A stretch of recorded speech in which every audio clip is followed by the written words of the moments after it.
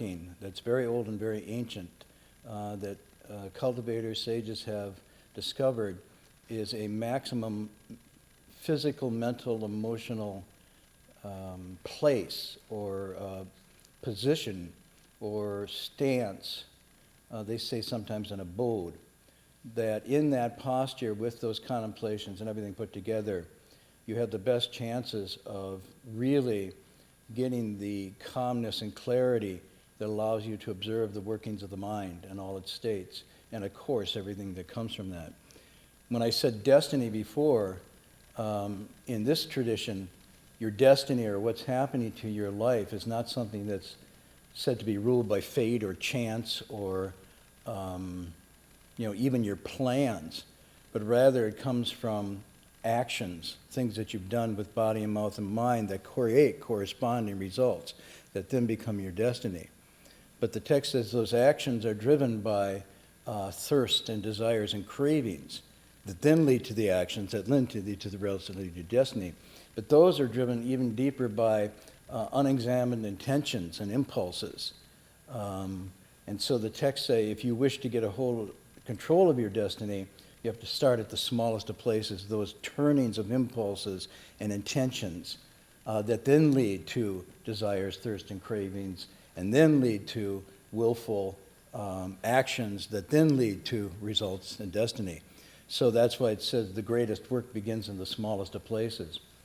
The meditation practice then is a practice, and I want to stress this, it's not an end in itself, but a means to the end of this full awareness. And so it's kind of like a gym where you go to work out with your body, mind, to develop a kind of stamina or tone. That's a good word. A kind of tone or atonement.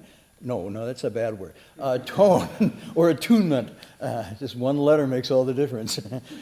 Attunement, body, mind, breath, feelings, everything, so that once you start to experience how it can work in a sitting posture, say on a Friday night here, you can then begin to expand and extrapolate that into the fullest dimensions of all aspects of life. But sometimes we have to kind of come down to a narrow sphere of practice to even get a sense of what that capacity is. So that's what meditation practice is about. The physical part of it is quite simple. You sit in an upright posture. Your legs are crossed in either what's called full lotus, half lotus, or cross. So the full lotus position, the left leg, foot goes on top of the right thigh, and then the right foot leg goes on top of the left. And I always have somebody demonstrate. Who's elastic? You're elastic. Okay, come on up here. I just pulled him out of his Samadhi. Now you notice he's been doing this for a while because he just came out of that full lotus position and nimbly got up here. If you're not practiced with this, you get up and you go, oh, and your legs are dead and whatnot. Yeah, see, he's back in already. Okay. So it's a gene, and he had a gene transplant, and that's why, no, okay. So the left goes on top of the right thigh, as you see it. Why don't you take the other one down? There we go. Start with that. So the left goes up that way, and then the right one comes up top of the other. And when you first start, you may find your knees don't agree, that they go up. And so gradually, yeah, you don't have to do that. But before you have the relaxation and the elasticity, by the way, which doesn't come just through physical effort, it actually comes through mental letting go. I'll talk about this more. Your knees will then go from up to settling down, and that gives you the diamond base. So if you look at him, you see there's a base from his back spine up. It's almost like a little diamond goes like this. That's a very stable base. Look at the tripod here with the camera. You'll see the two in the back and the one in the front. So in the sense, the spine back is that first one, and the other two, and you have stability. So that's the legs. Then the hands, the left hand goes on the bottom, the right hand goes on the top, and you gently just bring the thumbs together like so. And let the arms rest on top of the thighs. So that allows your forearms and shoulders to relax, because if you hold it up like this, you'll generate tension in your body. So just let it sit. Let this forearm and wrist settle on top of your thighs, let the hands settle down, and everything very comfortable and relaxed, and just touching gently. Then the shoulders and the hips and the ears align on a straight plane. So your shoulders are not in front of your hips, and your shoulders are not in back of your hips, but they're directly right on your hips, perpendicular. And then your ears, given that you were blessed with normal ears and, not like Howdy Doody, your ears then line up with your shoulders and your hips, and that's a straight plane. Okay, then the head is straight looking forward, so your nose is following your straight line of your body, so the nose is falling with the spine, going down right down the center of your navel. So you're not looking left or looking right. Moreover, with the head, you're not leaning left or leaning right. Because you'll find with some practice, you can slip into this. You can start doing this. Or you might have something exciting going on in your meditation, and you start doing like this, like you're a rocket about to take off. Or you have, I'm not going left brain, right brain, that's not what, you have this thought and it goes here, you have this thought, it goes here, and you can't make a mind going back and forth. So just get the head lined up. There's a slight tilt to the head, like it's not looking completely forward, but just drops down about 10 or 15 degrees from straight forward. Now, the tongue slightly curls and makes contact with the hard palate, which is that part of your mouth that's just behind your front teeth. Not too far back, just a little bit back, gently touches and connects with that. And the jaw must be relaxed. Do not clench your teeth. The teeth aren't even together, they're apart.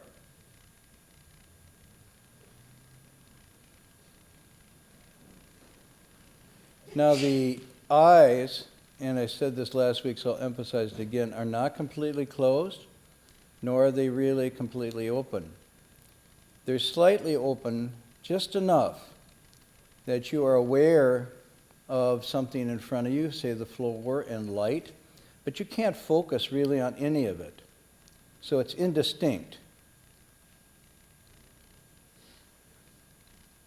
And that's how much you open, like maybe if you had a shade and you let the shade up 10% at the bottom.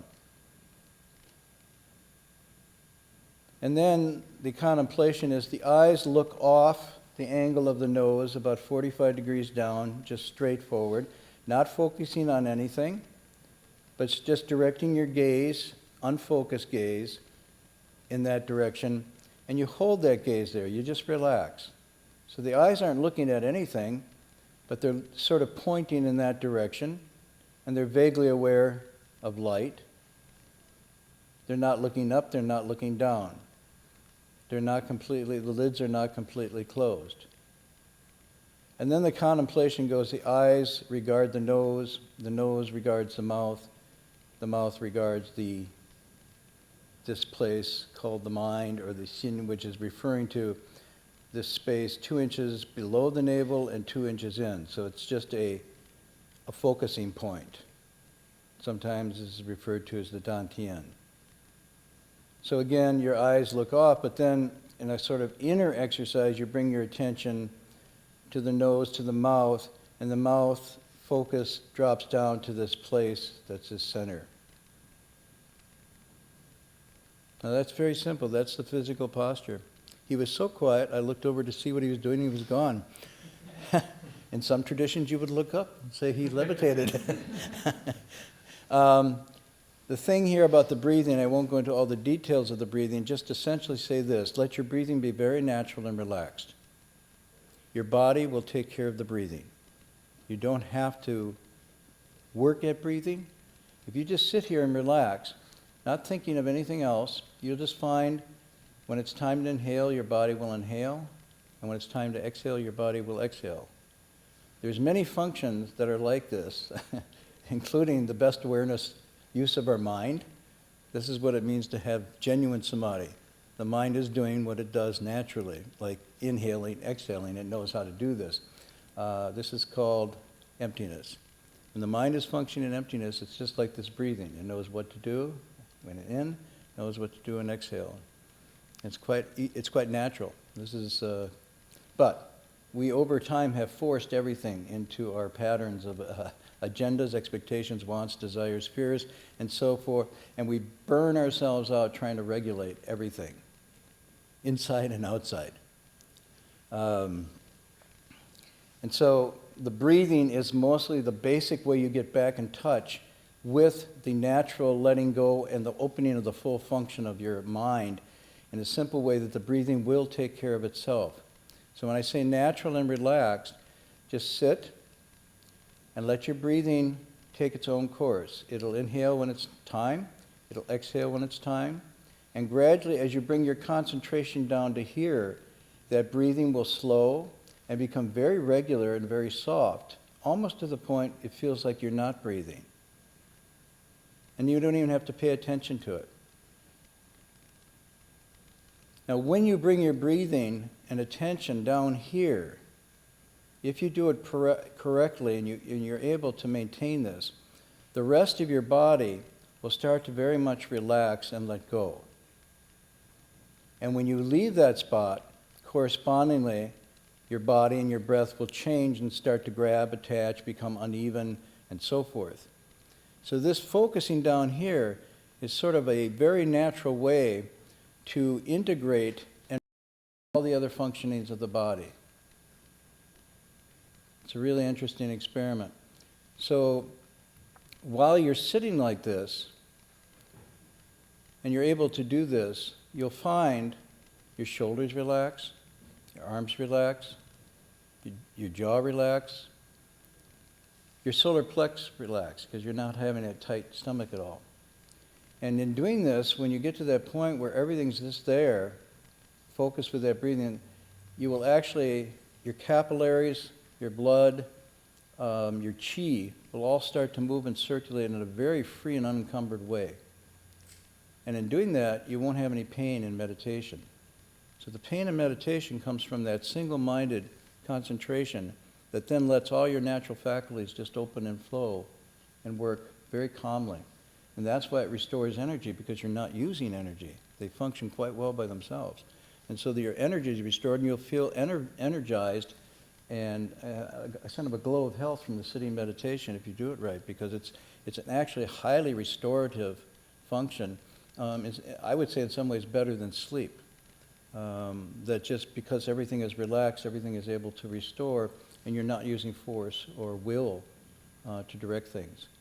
And this also allows you to then be more receptive and responsive to what's happening. Okay?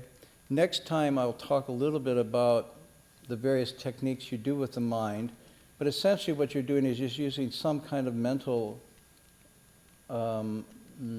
word, phrase, mantra or something to bring all your thoughts and all your feelings and all your attention back to one point. And so the idea of that is you temporarily use that thing to draw your attention to a single point. And that single point of attention is on that mantra or sound that you're using quietly, but it's also taking place here. It's not taking place up here. So your concentration point is also your recitation point. And this is called the turning of the Dharma wheel at another level. The wheel's turning down here. So you're not thinking about it, you're actually just dropping it down and letting it go, and you're breathing everything relaxed and natural. And this is called the 10,000 things returning to the one. And what this means is that the 10,000 things are the myriad thoughts, feelings, emotions, memories, impulses, desires, what else? Fears, anxieties, jealousies, envies, worries, plans, schemes, blah, blah, blah, blah, the 10,000 things. They all just come back and you ignore them, because you're focusing on that one thing. Now, if you focus on the one thing, they will also naturally disappear because there's no room in the one for all these 10,000 things. But some of you have found that even if you get to the one, quickly it goes to the 2, to the 4, to the 8, and it's out again, right? And you go, what happened? Who did that? And you go, okay, and then you do the whole thing. You start to lasso them back, corral them, and the way you do that is not by force. You simply go back to the one, and they all just go back. It's really interesting. You don't have to go back and collect them, because you never could. I mean, I could say, I'd like you to gather back and tell me what your thoughts were for the last 45 minutes we sat here tonight. No way. Even if you had a massive, psychic vacuum cleaner, you could not recall, bring them back. It's amazing. We were very busy, extremely busy. And what do you got to show for it? Nothing. Nada. And so, interesting, by bringing your concentration focus back to the one, they all just evaporate. Or you could say they all just like a black hole, whoosh, pull back, because there's nothing to them, unless you give them something.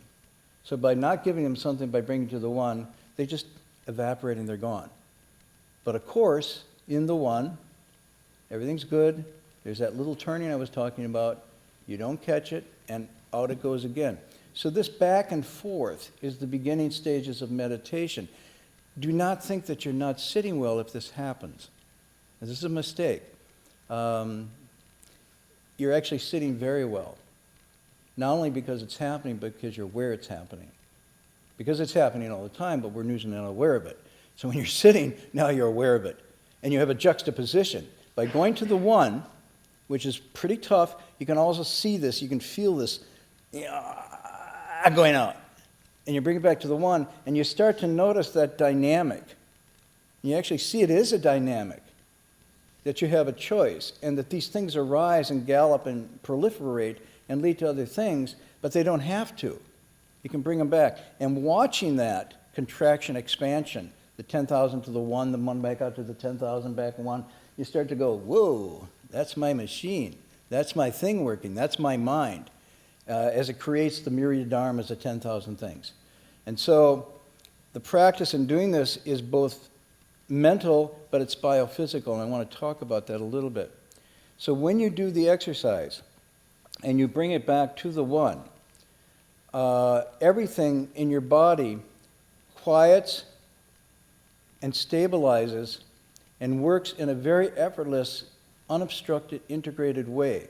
And by this I mean your breathing, your blood, your chi flow, your hormones, your neurotransmitters, everything down to the most smallest aspects of your body, all just go, They're just like, whoa, nothing's going on. They're so calm and so integrated, it's like you're at 30,000 feet in a jet, and you don't even realize you're going 670 miles an hour and you're up 30,000 feet. Until the one goes to the 10,000, you open the door and step out. It's like, whoa. So this kind of equanimity or harmony, you can feel physically, emotionally. You don't have to be aware of it. You're just sitting there, and it's there. As soon as you move from that one, there'll be a corresponding change in all these other areas. Your blood flow will change, your heart rate will change, your respirations will change, your capillaries will change. If you had all the biofeedback machines on you, it would be very interesting because you could see this whole thing just jolt into this hyperactivity. And the 10,000 comes to one, and you could see it all just kind of, not flatline, because it sounds like dead, just like harmonized. Almost like a symphony that's completely in tune. And as soon as the one moves, the violin goes out of tune, the cello follows, everything follows, it goes into this cacophony. And it's horrible to listen to. And if you're attuned, it's horrible to feel.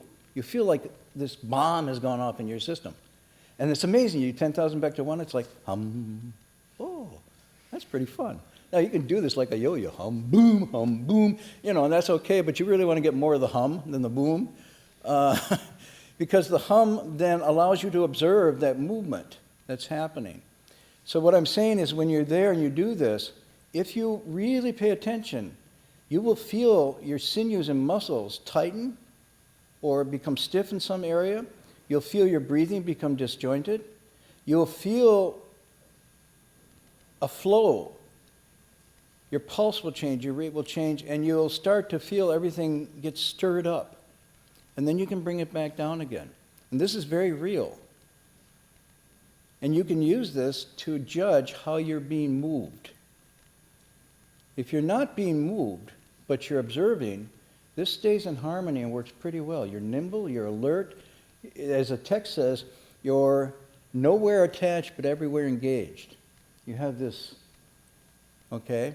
And that allows the free flow of all your movements and your thoughts and feelings. But as soon as it becomes disjointed and there's an attachment or grasping to it, then the whole thing gets tossed out of. And you can feel it. This is what I'm saying. Now, do you want to get attached to the feeling and think it's something special or this is horrible? Just take it as a feedback. This is just data that gives you some observation information. But it's palpable, it's visceral, you can actually feel it. And so I give an example. When you're in this state, your spine, when he was sitting there, your spine is up, perpendicular. And your spine is, it's obviously, you have a curved spine, and when you say straight, that's really silly, because even when your spine is, it's not straight. If you had a straight spine, you would have a problem, okay? Now, I'm not talking about scoliosis, I'm talking the natural curvature of the spine is that. So do not think your spine is like this, okay? But rather, when the spine is in its right curvature, it feels as if it's upright and solid. And that's the feeling you want, this post, this pillar of feeling. Now, at the same time, the pillar, while it's strong and steady, is not tight, but it's upright. Every other aspect of your body is loose. Everything is loose as silk. All your muscles, all your tendons, all your ligaments, everything is just loosely hanging there. And you can only do that by bringing your breathing, your focus down here. When you do, everything just totally relaxes. And when that relaxes, the blood flows and everything like this. So that's the state you want to be in. And you'll be able to feel it. When you start to feel pain or tension or whatnot, it's because you've left this, and then correspondingly the body will respond by tightening and so forth. Does this make sense? Some of you have been practicing for a while? It's really interesting. It's from this absolute stillness that the openness and clarity, the quickness of the mind is activated. And when we don't have that, we're actually putting tourniquets on our abilities, both mental, physical, and emotional. So it's this emptiness, this stillness, that is the most alert, fully functioning use of our faculties, ironically. It's not busy, it's actually unbusy. At the same time, it's not dead and stagnant. It's actually more aware. So when I first started sitting, I saw that posture, and I thought I'd imitate it, and I was using muscle and willpower. I was using muscle to lock myself into this position, and then I was using willpower to get those 10,000 things down to the one. And of course, my teacher would always come to me and say, "Oh, you're too hard. You're too hard." Ying, he used a Chinese word, meaning like that. And I'd say, what are you talking about? He says, you gotta get soft. Get soft. Let go. I said, okay, let go. And I couldn't.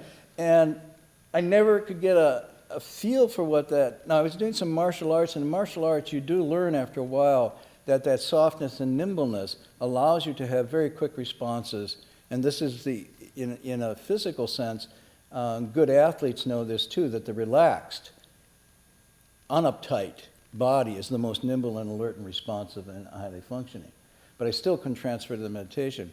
And so I never had a feel for what that body felt like, because all I had was my own reference. I didn't go around, feeling people in the meditation hall. Are you loose and relaxed like this? That would have been inappropriate. Now, some halls, they do that. It's a different story, but here we don't. And so I never got a sense until I told some of you the stories.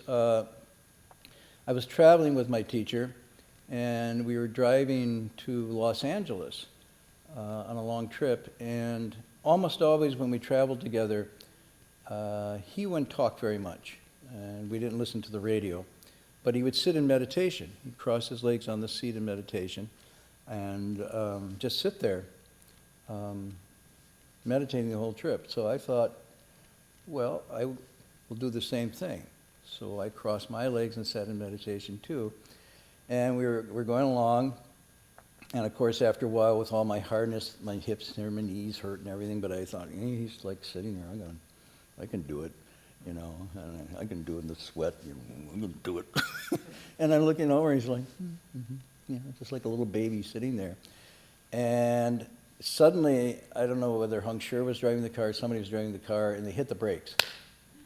And at those days, seatbelts were not necessarily in the cars, and if they were, nobody wore them.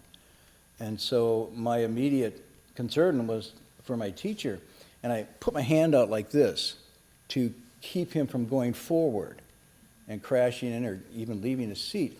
And when I did, it was just like I put my hand on empty silk. There was almost like there wasn't a body there. It was just this completely soft, baby-like. Baby-like, I mean, if you ever pick up a baby who's really sleeping, the feeling they're just totally limp and relaxed. I put my hand, it's just like he had silk folded over my hand. And I was like that. And and the contrast was just striking. And so I learned kinesthetically. I learned through feeling. And then when I felt that, I knew. And that was after 2 hours of sitting. I knew that's what my body should be like when I'm in sitting meditation. And I've been working on it since. But I'm sharing that with you tonight to give you a sense that the physical posture I'm showing you is important and whatnot. But even while you're in that, you have to bring your focus and concentration, relaxation to a total alert, quiet point when everything is soft like that. And that allows you then to be attuned, because all of our thoughts, feelings, and emotions, we talk about the mind, but they're interconnected with the body and with all our hormones and whatnot. And when you're in that state, you can feel them all. You can sense them all. You can get the real scope of the movement. So when anger arises, it's not just, I had a thought of anger. No, your whole system's exploding. And everything's changing. And when you feel that, it's so dramatic and so violent that you don't want to keep doing that. Because the contrast to that is so radical. Same with lust or jealousy or fear. You can feel, and when you get that feeling, you are able then to, what the teachings say, you're a person of the way with no mind. You're a person who's in response to the way, not thinking it through, but completely attuned at all times to it. And this becomes a mechanism that you can steer by because it's giving you that feedback. Okay, so does that make sense? Help a little? Some of you probably have had that experience. Now, I should say, so that's the 10,000 things returning to the one. But that's only the practice gymnasium part. So the Chan says, the 10,000 things return to the one. Where does the one return? Uh-oh. And that's why in the practice we're doing here on a Friday night, we enter Samadhi. We bring our minds and bodies back to this one point, and the 10,000 things return to the one for a whole 45 minutes, more or less. And then at the end of that, if you're really in Samadhi and I do this, you go, what was that? Oh, I'm back in Berkeley. On the other hand, if you weren't in Samadhi, you've been going, when is it going to hit the damn bell? You know, it's been a long time. When the bell hits, then you come out of the one, right? More or less, because now you're taking in everything. So the meditation practice just trains you to give a sense. By returning to the one, you can really become aware in your field of observation of everything about your mind, body, and so forth.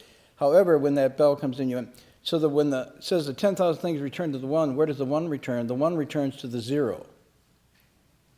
And the zero is what we're going to get into tonight, maybe, which is talking about emptiness, the wonderful function of emptiness.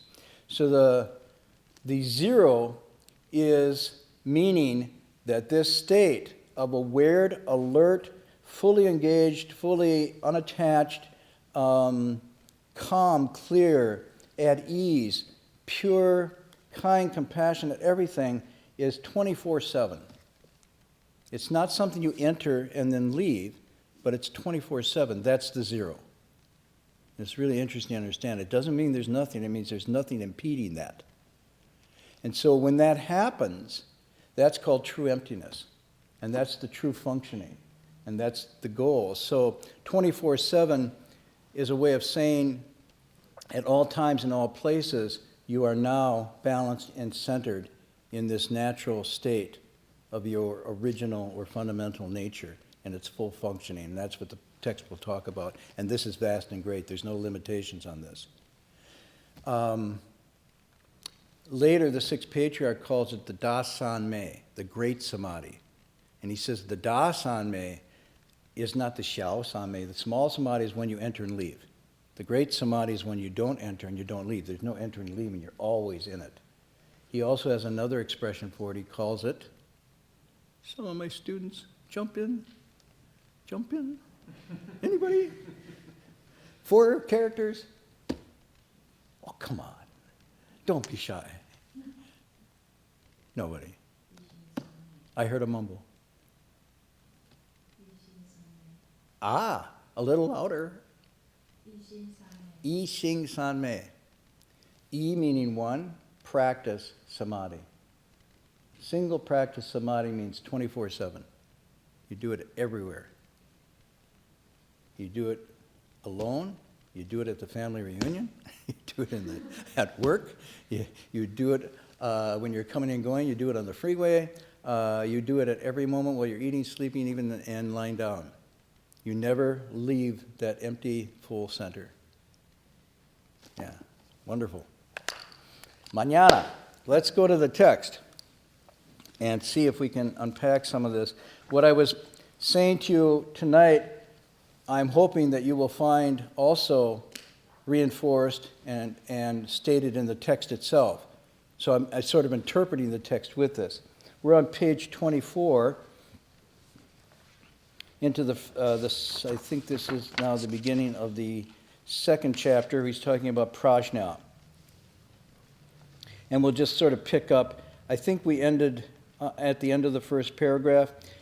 Here, the emphasis of what he was talking about, he's laying out one of the most, if not the most important aspects of this essential nature, which is its ability for prajna or wisdom. And by wisdom, he's talking about full apprehension and awareness of the nature of the way things are and how things function at the most deep level. Understanding cause and effect, understanding how cause and effect then guides our destiny, understanding how the myriad things come and go, understanding the 4 truths, the 12 links, and so forth. All of this is included in this profound, open, unencumbered awareness. Actually, the text says, it's not something you attain, it's something you already have. However, it's covered over by delusion, and therefore gaining prajna is the letting go of delusion. And then, it fully functions. In the same way the 10,000 come down to 1, you let that go, the whole function of this opens up. The same way letting go of delusion, wisdom naturally comes forth. So it's not something you seek, and it's not something you get through learning or erudition, but it's something inherent that you uncover or open up. Then he says, because the text, he says, Maha Prajna Paramita, that was on page 23. He gave a Sanskrit phrase, which means, he says, great wisdom that goes to the other shore. It can also mean, Paramita can also mean the perfection or accomplishment of this great wisdom, which means perfectly letting go. The perfection of the great wisdom is that you've emptied out all delusion, greed, and so forth, and now. So it's again, we think of perfection as striving, but this perfection is in letting go and not grasping. He says, what does Maha mean? Maha means great. The capacity of the mind is vast and far-reaching. Like empty space, it has no boundaries. It is neither square nor round, large nor small, nor is it blue, yellow, red, or white. It has no above and no below, no long or short. Moreover, it has no anger, joy, right or wrong, good or evil, beginning or end. So now what he's describing is the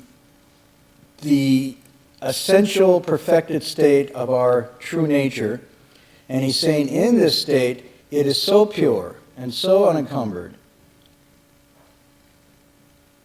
and so true that it doesn't even have these distinctions. It has no limitations. He says it has no boundaries. It's vast and great and far-reaching. Its capacity is to know all, he says.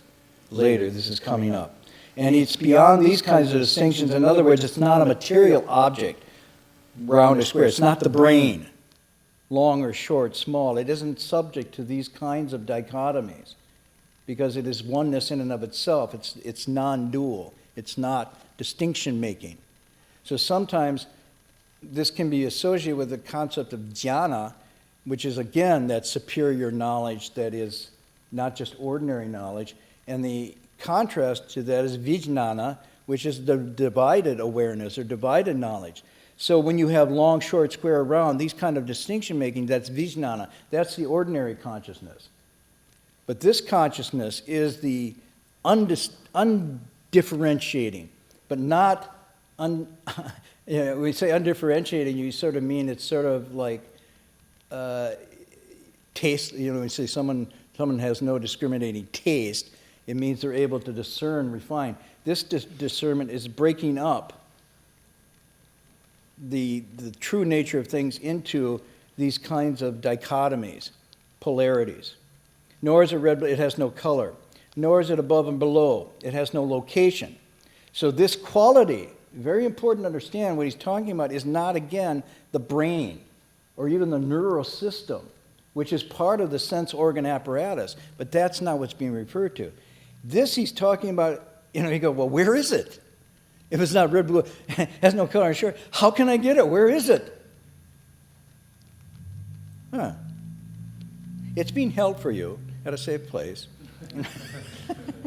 Right. It's talking about a ability of functioning rather than a thing, and it's a functioning that is a distributed quality or property. Distributed means everywhere it is located and nowhere specifically fixed. So if you think about what distributed means, this mind or this wisdom that is a function of the mind is vast and great without boundary. It's distributed. In other words, if you thought about it, we have shrunk this immense capacity in the same way we have limited our consciousness down to this little me and mine world. And we think that's our mind. Making plans for tomorrow, thinking about yesterday, liking this, disliking that, so on and so forth. And he's saying you have shrunk it down and its natural function is vast and great. So take the wraps off of it, of delusion and greed and anger, and its functioning has no boundaries. It knows the 3 periods of time. It then opens to what people mistakenly call spiritual penetrations, but they're not really penetrations as much as they are as unencumbered awareness. And so you can see and know things that before seemed to you not knowable, and then when you see them for the first time, you go, oh my gosh, I have a power. Yeah, but it's like saying you held your arm like this until there was no feeling whatsoever, right? And you did that with the other arm, and you did that with your body, and you did that with your relationships, and you did that with your consciousness. And then suddenly, you do that at sleep, your sleep falls asleep, your arm falls asleep, right? Mm-hmm. And then you let go, and all of a sudden, ooh, tingling, ooh. And when I do that, my hand feels like it's really huge. And I can't feel anything when I touch it. Like if I try to touch, I can't do my watch or anything. But then when everything comes back, it's like, wow. But that passage, when it comes back, is really like sharp and pronounced. So this is what he's talking about. We have tourniqueted, we have taken our consciousness down to this. And we're doing this every day, so we think it's really working, right? I'm worried, I'm planning, I'm scheming, it's working, And then when this thing comes up and it opens up, you go, whoa, that's what it means to work. But we don't normally feel that unless we can let go, unless we can empty out. So I'm contrasting this. Why this seems funny to us is because we're thinking of it through the lens of myopically shrinking it down. We forgot its full capacity. And when its full capacity starts opening, the patriarchs say, it's nothing special, it's normal. And our state now is abnormal. So that's why they say we're really sitting here asleep. And that's why Bodhi means awakening. Just like the arm awakens when that flows back in, so does consciousness awaken when there's no attachments, no grasping, no delusion. And that's why it's called awakening rather than getting. I got Bodhi. You don't get Bodhi. It's something you realize. It's something you become, or it's something you happens to you when you let go. It's a return, not a gain. So then he says, And again, this could be misread. No anger, joy, right or wrong, good or evil, beginning or end. A lot of people then read this, no good or evil, no right or wrong, as a kind of amoralism, right? Anything I do is cool. And what he means here, this state is so pure and so bright and so right on that it doesn't even have to calculate this because it's naturally not entering into that kind of distinction making. It's like I say, oh, somebody's coming awake?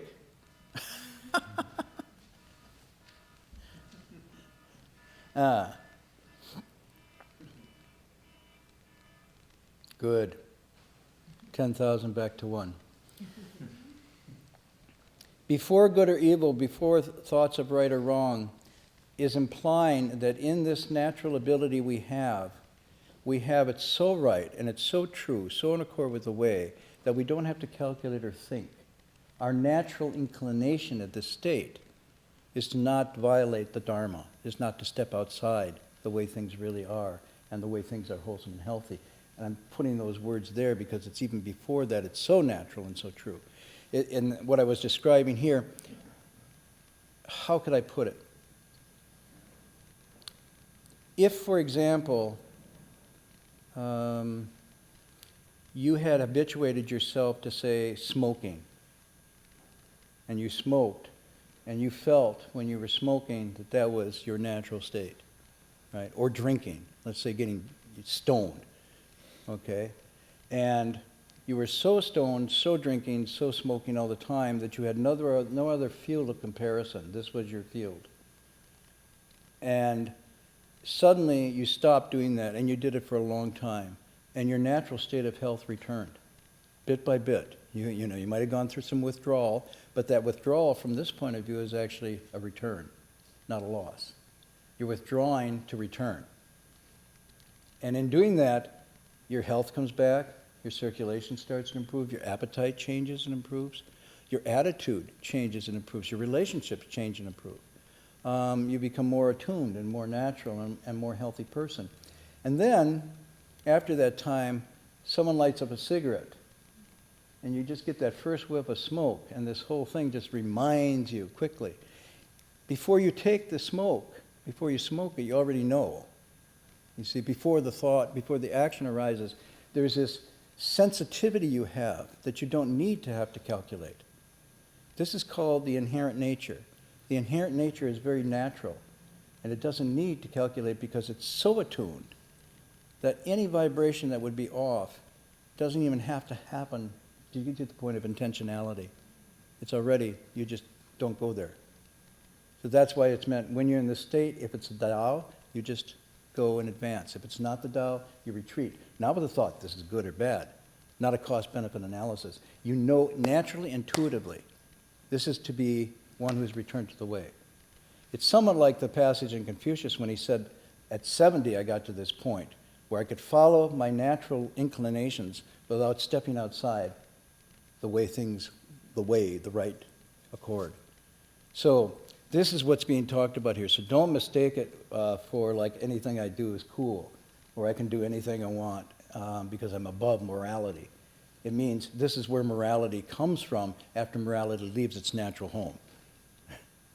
So Lao Tzu has this expression, when we leave the way and lose it, then we put blue ribbon panels together to talk about the way. And when we lose this natural morality, then we have, presidential appointed moral commissions to talk about right or wrong. He says even children know this. So this is sort of where this is going. And then he says, all Buddha lands are the same as empty space. The wondrous nature of people is originally empty. There is nothing that can be grasped, and the true emptiness of the essential nature is the same.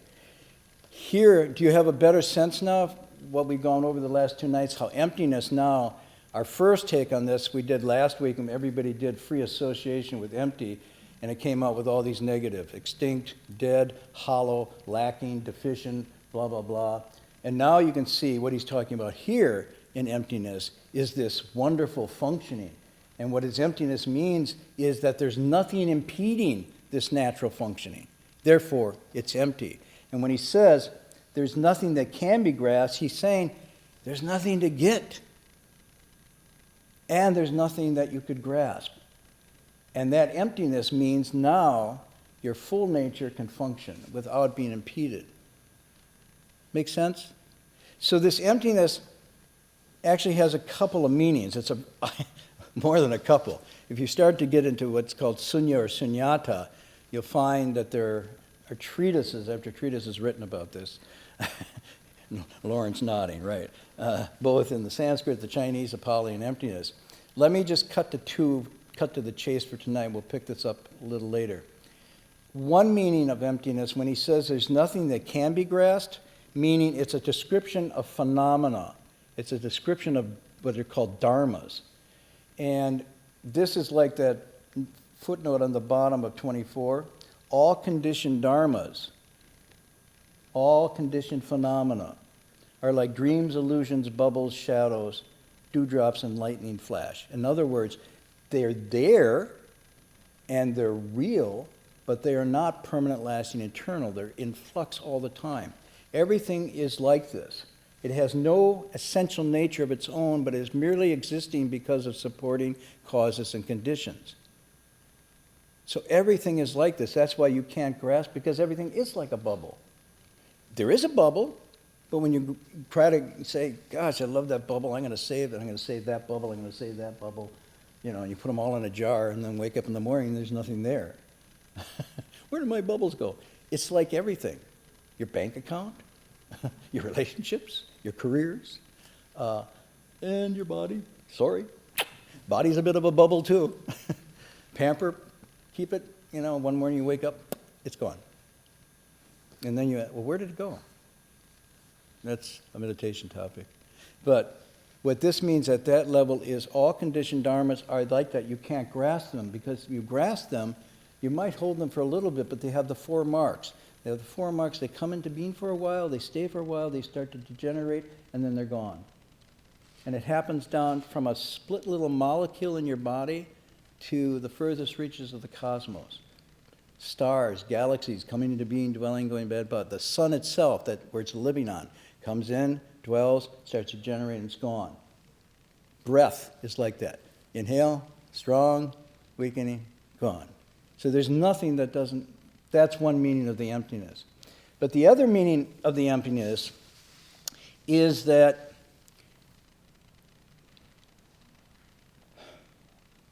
it's the state of being unbound, unattached, and free. It means you are empty of anything encumbering.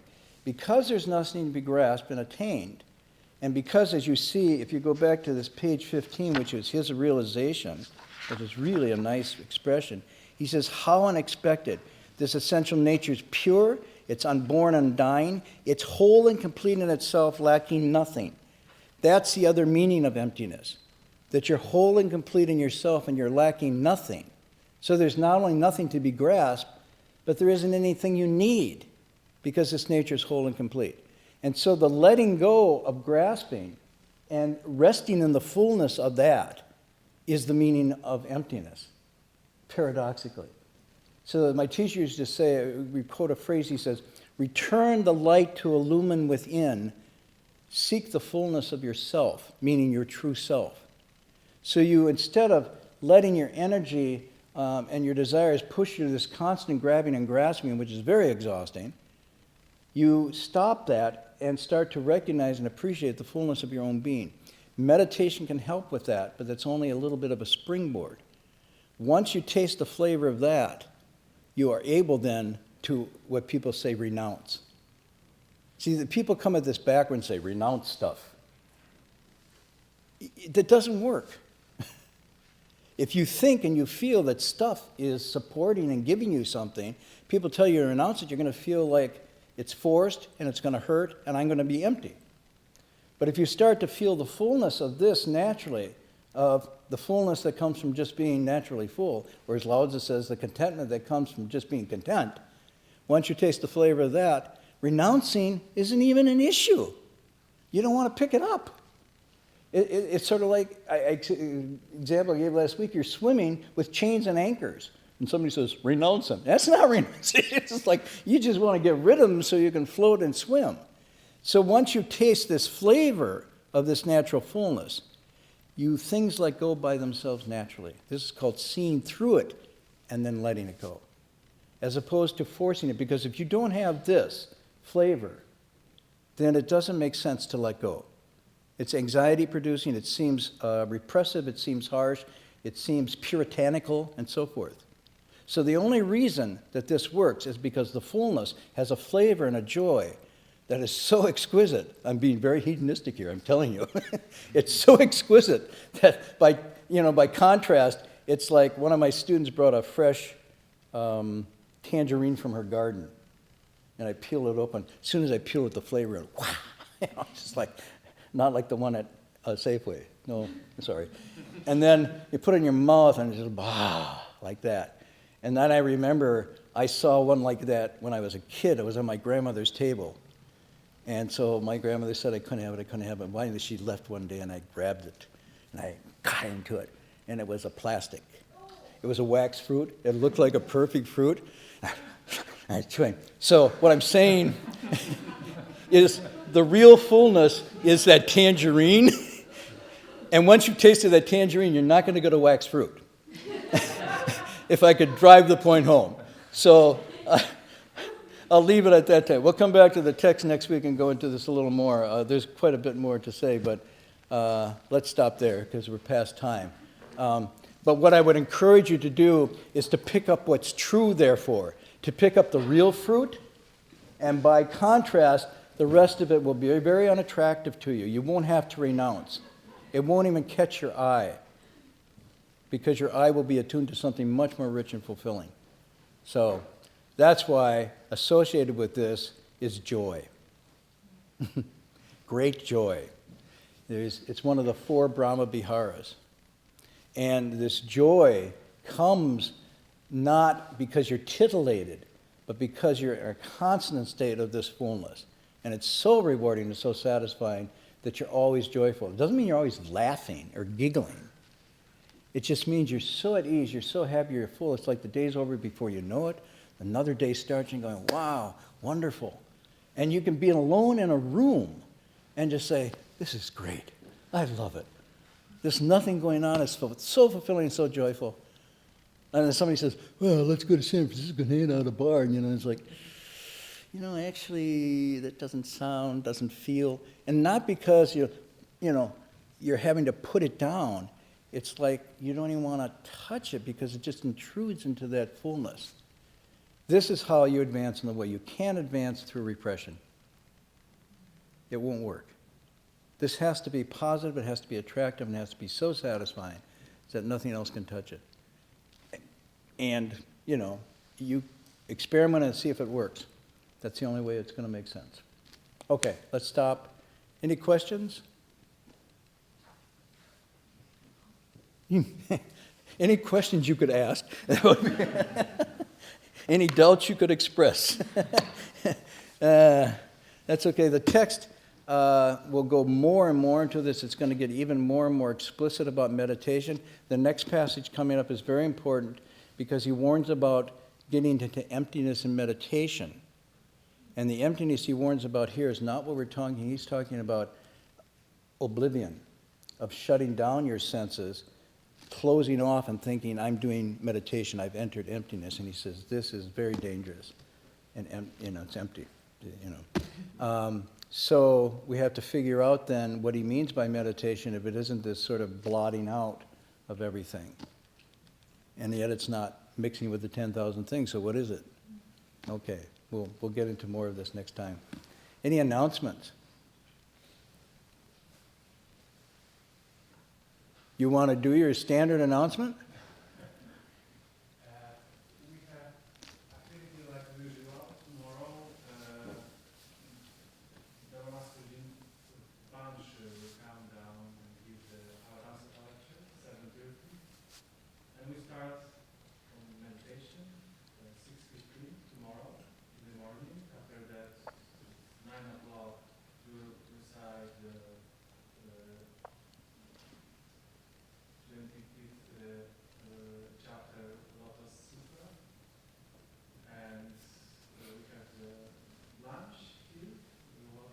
without wax fruit. And 5:15 meditation, 6:30 evening ceremony and lecture ceremony. By the way, those of you who like to have a daily sitting practice, if you're within range, there's always an open sit here in the morning and in the evening. What time in the morning? 6:15. So 6:15, you can come in. If it's the start of your day, that's a really good way to start it. If you're just coming in from the night before, then it's a good way to end your previous day. Believe me, there's some people that do that. My niece, never mind. So either way, you could come in at 6:15 and sit, and there's no instruction, everything. You just come here and quietly sit. It's a really nice space. And then 5:15 to 6:15 in the afternoon. So traditionally in the monastery, it was a way to catch your mind in the morning while it was still fresh and kind of, and then at the end of the day to sort of note the comparison and empty out again. So it's a nice cycle. If you're within range, just quietly come in. The door's unlocked.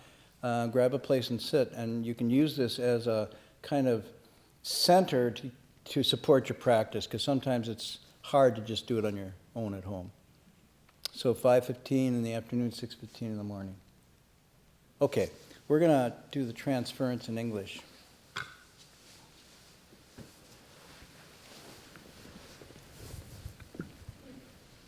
Does people need a handout, perhaps? We don't have it memorized? Just Mark, would you mind if somebody needs a handout of the transference? Just put up a hand if you'd like the, yeah.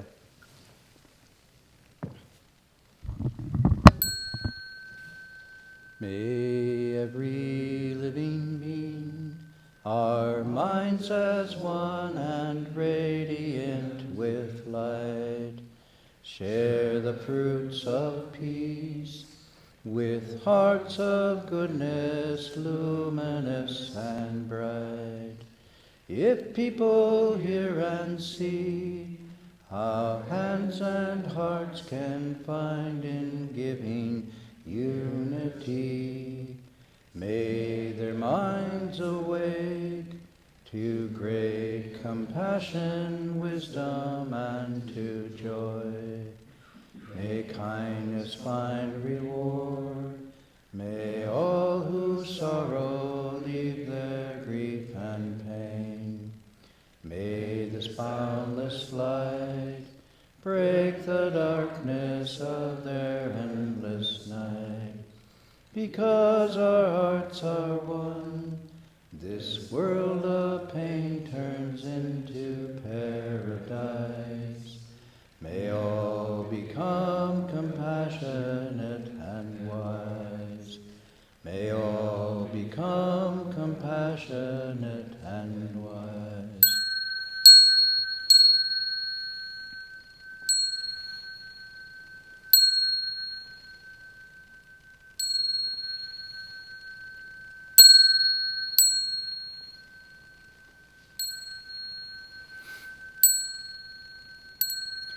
Ning Li San Bao.